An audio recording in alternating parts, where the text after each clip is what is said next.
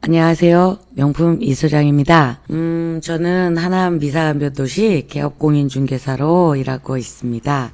어제 2020년 9월 8일 국토교통부 서울시 그리고 경기도가 합동 보도자료를 발표를 했는데요. 총 11페이지 분량이었고요. 마지막 2페이지는 Q&A 형식으로 저희가 정말 궁금해했던 분야를 아주 잘 정리를 해놓으셨더라고요. 자, 그 중에 짧게 아주 간단하게 한번 살펴보도록 하겠습니다. 일단 여기에 가장 중요한 거 파트를 뽑아 놓으셨는데요. 1페이지에 들어가 있는 파트 공공택지 37만 호를 22년까지 집중해서 공급을 하겠다라는 거고요. 내년 하반기 3기 신도시 약 3만 호를 사전 청약으로 우선 진행을 하겠다라는 거고요. 3기 신도시 5곳 모두 지구지정 및 도시 기본구상 완료 등 아주 순항하고 있다라는 이야기. 그다음에 3기 신도시 홈페이지 개통 한 달 만에 65만 명이 방문을 하는 등 많은 관심을 받고 있고, 청약 일정 알림이 서비스 12만 명이 신청을 하는 등 높은 관심을 받고 있다라는 것.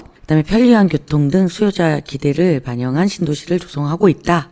또한 다양한 청약 방식 등으로 소득 연령대별 무주택자한테 고루 혜택이 갈 수 있도록 노력을 하고 있다. 주택 면적 확대라든가 디자인 개선 등 만족도를 높인 공공분양주택을 공급하기 위해서 노력을 하고 있다. 우수 입지의 청년주택 등 양질의 임대주택도 공급을 하겠다. 자, 여기에 이제 세부적인 항목들을 좀 간단하게 살펴보자면요. 1번 공공택지 추진 현황입니다. 자, 20년, 21년도 44%에 해당하는 37만 호, 84만 5천 호 중에서 22년까지 쫙 공급을 하겠다라는 겁니다. 결국에 23년 이후가 가장 물량은 많은데, 이거는 어떻게 볼 수 있을까요? 이번 발표가 결국은 생색은 다 내놓고 다음 정부가 결국 뒤치다거리를 다 하던가, 혹은 이번 정부가 결국은 연장을 해서 계속 하지 않으면 안 된다라는 당위성? 이렇게밖에 얘기할 수 없지 않을까 하는데요. 지켜보도록 해야겠죠. 다음, 사전청약 계획인데요. 쫙 잘 진행되고 있다라는 얘기. 청약 공고는 순차적으로 진행이 되는데요.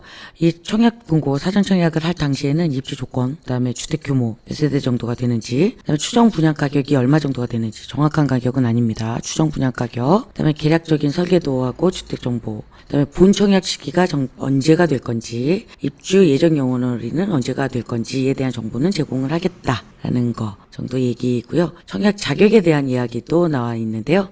청약과 동일 기준으로는 적용을 하겠다. 거주 요건, 사전 청약 당시에는 해당 지역에 거주 중이면 신청을 할 수 있다. 그렇지만 본 청약 시점에서 거주 기간 요건은 충족을 해야 한다. 라고 아예 지정을 해놨습니다. 이런 거는 중요한 거 아니니까 넘어가겠습니다. 자, 저는 하남 미사안변도시에서 개업공인중개사고요. 저는 교산 신도시에 조금 더 집중을 할 거라서 교산 신도시 파트를 좀 더 집중해서 보겠습니다. 교산 신도시는 내년 11월에서 12월 사이에 1,100가구 규모를 사전 청약분으로 먼저 하겠다는 거고요. 2022년도에는 2,500가구를 들어가겠다고 합니다. 3기 신도시 추진 현황은 아주 잘 되고 있다. 얘기입니다. 3기 신도시 추진 현황에 대해서 한번 이야기를 해놨는데요. 649만 제곱미터입니다. 하남 교산 신도시는 195만 평이고요. 3만 2천 세대가 입주할 예정이지요. 자, 3기 신도시에 대한 높은 국민적인 관심은 3기 신도시 홈페이지가 개설된 지 한 달 만에 65만 명이 방문을 했고, 자, 그 중에서 12만 명 이상이 청약 일정 알림이 서비스를 신청을 했다는데요. 예, 저 이 소장도 신청을 했습니다. 데이터 분석 결과도 해놨는데 그중에 95%가 본인 거주 목적을 뽑았다라고 했습니다. 물론 저희 소장도 본인 거주 목적이라고 표시를 했는데 나머지 5%는 뭐라고 목적을 썼을까요? 자, 내 집 마련을 기회로 생각하는 국민이 많음을 알 수 있다. 그럴 수밖에 없겠죠. 지금은 3기 신도시를 제외하고는 특별한 대안이 없으니까. 자, 3기 신도시는 민간, 공공 모두 다 분양가 상한제가 적용이 될 거고, 신혼부부, 생애 최초, 특별공급 등 청약저축 가입기간 등에 따라 점수 부여하는 가점제하고, 그 다음에 추첨제 등 다양한 청약 방식이 적용이 되겠지만, 소득 연령대별보다 많은 무주택자들이 고루 혜택을 누릴 수 있을 것으로 보여진다. 자, 무주택자들이라고 이야기를 했습니다. 아직까지는 3기 신도시는 유주택자들한테는 해당 사항이 없는 것으로는 보여집니다. 무주택자분들 힘내십시다. 임대주택도 충분히 공급을 하겠다라고 얘기를 했고요. 경기도가 58%로 가장 많습니다. 신도시별 선호도 하남 교산 신도시가 20%로 1등을 했습니다. 좋아해야 할 일인지 잘 모르겠습니다. 과천을 가장 많이들 관심이 뜨겁다라고 했었는데요. 일단 세대수가 너무 적었고 한정되어 있죠. 교산 신도시 아무래도 입지랑 아니면 교통 대책이라든가 해서 굉장히 많이 곽강받을 수밖에 없는 지역이었고, 이렇게 1등 하는 거 제가 개업공인중개사로서 해당 직군에 좋아해야만 했는지 모르겠습니다만, 일단 경쟁자들이 굉장히 많을 거라는 것, 이렇게 되면 조금 더 나아가면 올해까지 지금 현재 시점까지도 급격하게 전세 가격이 올라가고 전세 물량이 많이 줄어들었는데 좀 더 오르겠구나 라는 것 예상할 수 있겠네요. 좀 치열한 경쟁이 될 것 같습니다. 여하튼 다음 페이지에는 3기 신도시를 선택한 이유로는 편리한 교통, 부담 가능한 주택가격, 극장과의 거리, 충분한 공원 녹지 등을 꼽았다라고 했는데요. 사실은 편리한 교통이는 없습니다만 부담 가능한 주택가격에 맞겠죠. 편리한 교통을 공급하기 위해서 정부가 노력하고 있는 것은 많이 보여집니다. 또한 실제적으로 실수요자들한테 설문조사를 했더니 소형주택보다는 중형 이상의 주택을 선호하는 것으로 나타나서 요 공급 물량도 통상적인 60제곱미터에서 85제곱미터 이상으로 중형 이상의 주택을 공급하는 것으로 조금 방향을 틀었다. 이래서 바로바로 이렇게 피드백하고 있는 모습도 보여집니다. 이렇게 단순히 평형을 넓히는 데 그치지 않고 주택의 품질을 높인다거나 디자인 개선 방향을 마련한다는 것, 이런 것들도 노력을 하고 있다라는 것으로 공공분양주택에 대한 평명도도 예시로 보여주고 있는데요. 이렇게 4베이 반상형 84제곱미터에는 주방을 굉장히 넓고 길게 뽑으면서 이렇게 알파룸이라든가 팬트리 공간들을 넓히고 있다라는 것.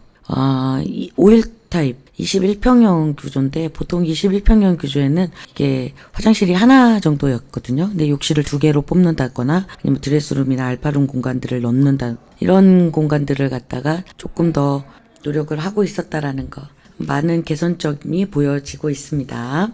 Q&A 나머지 2장인데요. 아주 저희들이 그전에 많이 궁금해했던 것들을 쫙 정리를 해놓으셨는데요. 자, 1번 사전청약의 자격 요건은 어떻게 됐나요? 자, 사전청약 자격은 기본적으로 무주택 세대 구성원, 세대주만이 아니라 구성원도 되네요. 입주자 저축가입, 그 다음에 해당 지역 거주 요건을 갖춰야 하고요. 그 다음에 특별공급은 공급 유형에 따라서 별도 요건을 추가로 충족해야 한다 라고 했습니다. 자, 특별공급은 신혼부부, 그 다음에 생애 최초, 다자녀, 노부모 부양 등의 유형으로 구성이 되며 현행 본 청약제도와 동일한 요건을 적용한다. 자, 각각의 특별 공급 요건들은 나중에 따로 떼서 제가 하나하나의 영상으로 조금 더 자세하게 다뤄보도록 하겠습니다. 예를 들어서 신혼부부 특별 공급, 지인 분들께서 전화 주셔서 저 결혼했는데 신혼부부 특별 공급 노려보려고 하는데요. 저스트 메리드가 이 신혼부부 특별 공급에 당첨되는 거 아니거든요. 적어도 굉장히 이렇게 치열한 분에서는 손님기간 3년 이내에 아이 2명 정도는 돼야지 당첨이 되는데, 이거 잘 모르시고 계시는 분들이 너무 많아서 이런 거는 각각 특별공급 영상으로 한번 다 달아보도록 하고 있으니까 이건 나중에 한번 단독 영상으로 뽑아보도록 하겠습니다. 자, 2번. 이거 제가 사전청약 장단점 가지고 한번 다룰 때 얘기했던 건데요. 소득 요건이 충족이 됐으나 본청약 때 연봉이 상승하면 어떻게 되나? 라는 질문이었을 때 Q&A로 이번에 정리를 해놓으셨네요. 자, 입주자 모집 공고 시점으로 사전청약을 할 거고요. 이게 당첨자로 선정된 이후에는 자, 소득 등 자산 요건이 추가로 아무리 오르더라도 심사하지 않겠다. 이렇게 아예 정리가 내려졌습니다. 그러니까 입주자 모집 공고 때 사전 청약으로 당첨이 된다면 그 다음에 연봉이 아무리 올라도 되니까 우리가 오르지 말라고 기도 안 해도 되겠네요. 3번. 해당 지역에 거주하지 않아도 청약이 가능한지. 자, 기본적으로 사전청약 당시에는 해당 거주 지역에 거주는 하고 계셔야 한답니다. 본청약까지 그 거주 기간 요건이 충족이 돼야 된다는 거죠. 사전청약 당시까지는 2년을 채울 필요는 없는 거라고 아예 정의를 내려놓으셨습니다. 자, 4번. 사전청약 신청은 여러 번 할 수 있을까요? 안 된답니다. 사전청약은 신청이 제한이 되고요. 그러나 사전청약이 당첨된 후에는 다른 주택 구입은 가능하고요. 일반 청약 신청도 가능하답니다. 이거는 뭐 그냥 상식적인 선에서 그렇게 하면 되겠죠. 그렇지만 뭐 다른 신청도 가능하고 구입도 가능하겠지만 그 대신 사전청약으로 당첨된 주택에 입주는 할 수 없겠죠. 여기에다가 아예 딱 별표로 표시를 했는데요. 사전청약 당첨 주택에 입주하기 위해서는 무주택 요건은 유지할 필요가 있다라고 아예 5번 사전청약 당첨 시 재당첨 제한 적용 여부는 일단 사전청약 당첨만으로는 재당첨 제한 적용은 받지 않고 본청약 최종 입주 여부가 확정이 되면 그 다음부터 재당첨 제한을 적용받겠다라는 것. 이것도 뭐 상식선에서 크게 벗어나지 않은 것 같습니다. 3기 신도시 홈페이지에 갔더니 하남 교산 신도시 조감도 아예 딱 이렇게 올라와져 있고요. 토지 이용 계획도까지 아예 뽑아져 있습니다. 이거는 제가 확대해서 캡처를 한 사진이라서 아직 정확하게 뭐 일일이 구체적인 사항까지 나와 있지는 않습니다만 말씀드렸다시피 하남시 미사안변도시에서 기업공인중개사로 일하고 있는 이 소장이 가장 가능한 한 빠른 소식으로 여러분들한테 전달할 예정이고요. 이런 뭐 토지 이용 계획도라든가 구체적인 교산 신도시에 대한 내용들은요. 가장 빠른 소식들로 여러분들한테 전달하려고 노력을 할 예정입니다. 그러니까 지켜봐 주시면 감사하겠습니다. 오늘 영상 마음에 드셨다면 구독과 좋아요 눌러주시면 다음번 영상 만드는데 저희 소장한테 커다란 도움이 되겠습니다. 지금까지 저는 명품 이소장이었고요. 시청해 주셔서 감사합니다.